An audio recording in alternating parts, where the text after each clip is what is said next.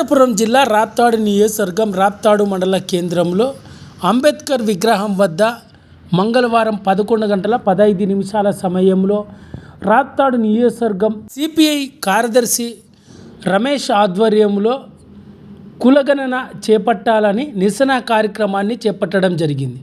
ఈ కార్యక్రమానికి ముఖ్య అతిథిగా సిపిఐ జిల్లా సహాయ కార్యదర్శి మల్లికార్జున హాజరు కావడం జరిగింది.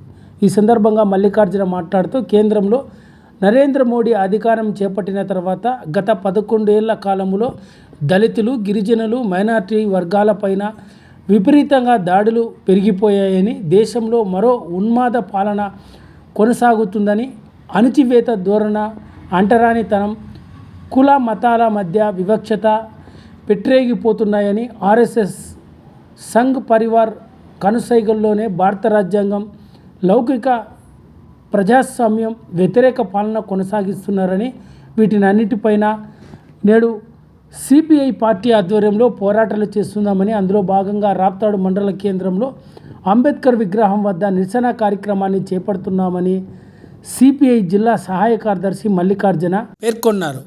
ఈ కార్యక్రమంలో సిపిఐ నియోజకవర్గ సభ్యులు రాకెట్ల రాము, ఏఐవైఎఫ్ నియోజకవర్గ కార్యదర్శి ధనంజీ, శాఖ కార్యదర్శి రాజు, కందుకూరు నల్లప్ప, ప్రసాద్, అక్కులప్ప, రెడ్డప్ప, యుగేందర్ రెడ్డి, నారాయణస్వామి, వివిధ కాలనీల సిపిఐ నేతలు, సిపిఐ రవీంద్ర తదితరులంతా కూడా ఈ కార్యక్రమంలో పాల్గొన్నారు. రవీంద్ర గారు, అదేవిధంగా యువజన సంఘం నాయకులు ధను గారు, రాము గారు, రైతు సంఘం నాయకులు మరి నగేష్ గారు, ఓబ్లేస్ గారు, ఏఐటీసీ నాయకులు మరి రాజు గారు, నాగరాజు గారు, యుగేందర్ గారు, మరి ఇక్కడ హాజరైనటువంటి కుల్లాయిప వీళ్ళందరూ కూడా మరి విప్లవ అభినందనలు తెలియజేస్తూ ఈరోజు భారతదేశ వ్యాప్తంగా కమ్యూనిస్ట్ పార్టీ ఈవేళ సామాజిక న్యాయం పేరుతో ఆందోళన కార్యక్రమాన్ని నిర్వహిస్తూ ఉన్నాం.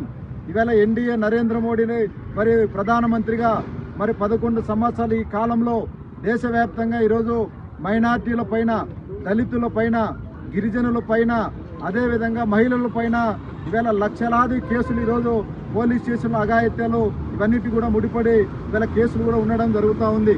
ఈవేళ ఈ భారతదేశంలో ఈవేళ ఏదో ఒక ప్రాంతంలో నిత్యం కూడా ఈవేళ మత ఘర్షణలు, అదేవిధంగా ఈవేళ మరి కులాలకు సంబంధించి దళితుల పైన, వాళ్ళ ఆత్మ గౌరవం పైన, వాళ్ళు తినే తిండి ఆహారం పైన ఈవేళ సంఘ్ పరివార ఆర్ఎస్ఎస్ వాళ్ళు విపరీతమైనటువంటి దాడులు చేస్తూ ఉన్నారు.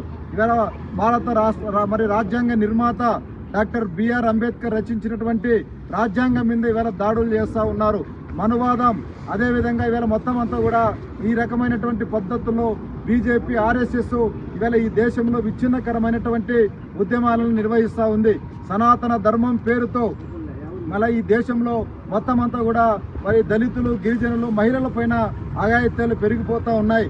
వీళ్ళ పైశాసికం ఎక్కడికి పోయిందంటే ఈవేళ సుప్రీంకోర్టు ప్రధాన న్యాయమూర్తి ఈవేళ నిజంగా వీళ్ళు దేవుడిని నమ్మే వాళ్ళైతే మరి కనిపించే దేవుడు గుళ్ళో ఉంటే మరి ఈవేళ మనకు రాజ్యాంగం కల్పించినటువంటి హక్కుల్లో ఈవేళ మరి సుప్రీంకోర్టు ప్రధాన న్యాయమూర్తి ఆయన కూడా దేవుడు లాంటి వాడు. అంటే ఆయన పెన్నుతో మరి ఆయన ఇచ్చే జడ్జిమెంట్ల మీద మొత్తం అంతా కూడా ఈ యొక్క భారతదేశంలో ఎక్కడ ఏం అన్యాయం జరిగినా ఈవేళ ఈవేళ మరి దానికి సంబంధించి ఈవేళ కోర్టు న్యాయం చేయాల్సినటువంటి అవసరం ఉంది. ఈవేళ అలాంటి న్యాయమూర్తి, సుప్రీంకోర్టు ప్రధాన న్యాయమూర్తి గవాయి పైన ఈవేళ ఆర్ఎస్ఎస్కి సంబంధించినటువంటి ఒక న్యాయవాది ఈవేళ ఆయన పైన బూట్లు విసిరినాడంటే వీళ్ళ పైశాచికం అనేది ఏ రకంగా పోతుందో దాన్ని బట్టి తెలుస్తూ ఉంది.